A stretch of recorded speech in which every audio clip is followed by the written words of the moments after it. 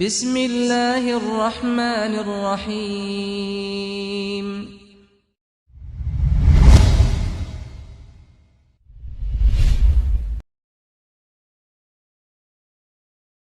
إن الحمد لله نحمده ونستعينه ونستغفره ونعوذ بالله من شرور أنفسنا ومن سيئات أعمالنا من يهده الله فلا مضل له ومن يضلل فلا هادي له أشهد أن لا إله إلا الله وحده لا شريك له وأشهد أن محمدًا عبده ورسوله قال الله تعالى في كتابه الكريم بعد أعوذ بالله من الشيطان الرجيم يا أيها الذين آمنوا اتقوا الله حق تقاته ولا تموتن إلا وأنتم مسلمون يا أيها الناس اتقوا ربكم الذي خلقكم من نفس واحدة وخلق منها زوجها وبث منهما رجالا كثيرا ونساء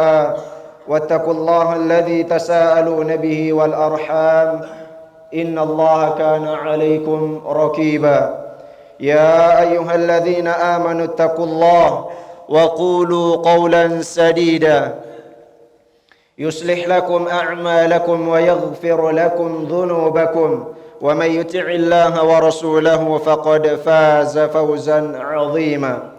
Jamaah sidang salat Jumat rahimani wa rahimakumullah. Di atas mimbar khatib mengajak kepada semuanya, marilah kita senantiasa meningkatkan kualitas ketakwaan kita kepada Allah Subhanahu wa taala dengan ketakwaan kepada Allah Subhanahu wa taala dengan sebenar-benarnya takwa, yaitu imtithalul awamirihi wajtinabun nawahi, menjalankan setiap apa yang diperintahkan oleh Allah Subhanahu wa taala dan menjauhi segala apa yang dilarang oleh Allah Subhanahu wa taala dan nabinya Muhammad sallallahu alaihi wasallam. Salawat serta salam semoga tetap tercurahkan kepada baginda Nabi kita Nabi Muhammad sallallahu alaihi wasallam, kepada keluarganya, para sahabat, para tabi'in, atba'ut tabi'in, dan mereka-mereka yang senantiasa mengikuti jejak langkah beliau hingga yaumul qiyamah. Sidang sama Jumat rahimani wa rahimakumullah. Dahulu peradaban Islam pernah menguasai banyak daratan di muka bumi ini, mulai dari ujung benua barat hingga belahan timur sampai daratan benua Amerika. Jika kita mau menelusuri sejarah melalui manuskrip yang otentik, akan banyak ditemui fakta dan bukti yang sengaja ditutup-tutupi supaya umat Islam tidak menjadi golongan yang superior. Islam pernah menjadi peradaban yang besar, tepatnya pada masa Daulah Islamiyah, yaitu kurun antara Khulafaur Rasyidin, Bani Umayyah, Bani Abbasiyah, Bani Uthmaniyah, dan seterusnya, yang pernah membawa Islam pada waktu itu sebagai sebuah agama dan peradaban yang sangat terkenal dan masyhur pada masanya. Akan tetapi kejayaan tersebut saat ini kini menjadi sebuah kenangan dan cerita sejarah yang membanggakan di tengah-tengah umat Islam saat ini, khususnya di negeri kita tercinta ini, Indonesia, yang terpuruk akibat urusan politik dan pemerintahan yang belakangan ini hangat diperbincangkan. Hal ini bukan tanpa sebab. Khatib melihat ada dua penyebab terpuruk umat Islam di negeri ini. Yang pertama yaitu kelemahan internal, karena umat Islam jauh dari ajaran Al-Quran dan hadis Nabi Muhammad sallallahu alaihi wasallam, sehingga cinta dunia dan takut akan kematian timbul dalam dada-dada masing-masing dari mereka, yang artinya umat Islam sudah terpapar penyakit al-wahan. Yang kedua adalah pengkondisian yang sengaja terus diupayakan oleh orang-orang atau kelompok serta negara tertentu yang ingin supaya umat Islam lemah, bercerai-berai, dan saling memusuhi satu sama lain. Jamaah sidang salat Jumat rahimani wa rahimakumullah. Marilah kita merenungkan petua baginda Nabi Muhammad sallallahu alaihi wasallam agar di dalam membangun umat ini kita terhindar dari segala mara bahaya. Di dalam hadis Rasulullah sallallahu alaihi wasallam yang diriwayatkan oleh sahabat Thauban radhiyallahu an, Rasulullah sallallahu alaihi wasallam bersabda, "Yushikul umamu an tada'a alaikum kama tada'al akalatu ila qas'atiha." Hampir terjadi keadaan yang mana umat-umat lain akan mengerumuni kalian sebagai orang-orang yang akan mengerumuni makanannya. Faqala al-qail wa min qillati nahnu yawma idzin. Salah seorang sahabat bertanya, apakah karena sedikit kami ketika waktu itu wahai Rasulullah? Qala bal antum yawma idzin katsirun walakinnakum ghutha'un ka ghutha'is sail. Nabi sallallahu alaihi wasallam menjawab, pada saat itu kalian banyak jumlahnya, akan tetapi kalian bagaikan gutha. Wala yanza'anna Allahu min suduri aduwwikumul bahabata minkum wala yaqdhifanna Allahu fi qulubikumul wahan. Dan pasti Allah akan mencabut rasa segan yang ada di dalam dada-dada musuh kalian. Kemudian Allah Subhanahu wa taala campakkan kepada kalian rasa wahan. Faqala al-qail ya Rasulullah wa mal wahan. Kemudian para sahabat lanjut bertanya, wahai Rasulullah, apakah al-wahan itu? Hubbud dunya wa karahiyatul maut. Sehingga Rasulullah sallallahu alaihi wasallam menjawab pertanyaan tersebut dengan mengatakan, al-wahan yaitu hubbud dunya wa karahiyatul maut. Cinta terhadap dunia dan takut akan kematian. Jamaah sidang salat Jumat rahimani wa rahimakumullah. Hadis di atas memaparkan berita mengenai keadaan umat Islam di akhir zaman nanti. Dalam hadis tersebut dijelaskan bahwa akan terjadi sebuah masa di mana jumlah umat Islam amat sangat banyak. Akan tetapi banyaknya hanya dalam segi jumlah atau kuantitasnya saja, tanpa memiliki kualitas dan keilmuan yang mumpuni. Mengingat kembali sejarah, pada tahun 625 Masehi pernah terjadi peperangan, di mana perang itu adalah perang Uhud, di mana para serdadu Islam bertempur dengan pasukan kafir Quraisy di lembah Uhud. Meski tentara umat muslim jumlahnya sama imbangnya dengan musuh-musuh Allah, hanya akibat ulah segelintir tentara musuh yang menyebarkan emas serta harta rampasan perang di area sekitar perbukitan, membuat para pasukan yang diamanakan oleh Rasulullah sallallahu alaihi wasallam untuk menjaga pos-pos perbukitan akhirnya luluh karena melihat harta rampasan tersebut. Mereka turun mengambil harta rampasan tersebut. Maka Islam pada saat itu terpecah belah akibat pasukan muslim kalah dalam peperangan, disebabkan dengan pos-pos yang harus menjaga perbukitan tersebut tergiur dengan harta rampasan yang disebarkan oleh kafir Quraisy. Sejarah tersebut secara gamblang juga termaktub dalam perang Hunain, di mana sebuah pertempuran tidak mesti ditentukan oleh banyaknya jumlah pasukan yang ikut peperangan. Sebagaimana Allah Subhanahu wa taala gambarkan di dalam firman-Nya, laqad nasarakumullahu fi mawatin katsira wa yauma hunain idh a'jabatkum kathratukum falam tughni ankum syai'a wa dhaqat 'alaikumul ardu bima kasabat bima rahubat thumma wallaitumul mudbirin. Sesungguhnya Allah Subhanahu wa taala telah menolong kamu wahai orang-orang yang beriman di medan peperangan yang jumlahnya sangat banyak.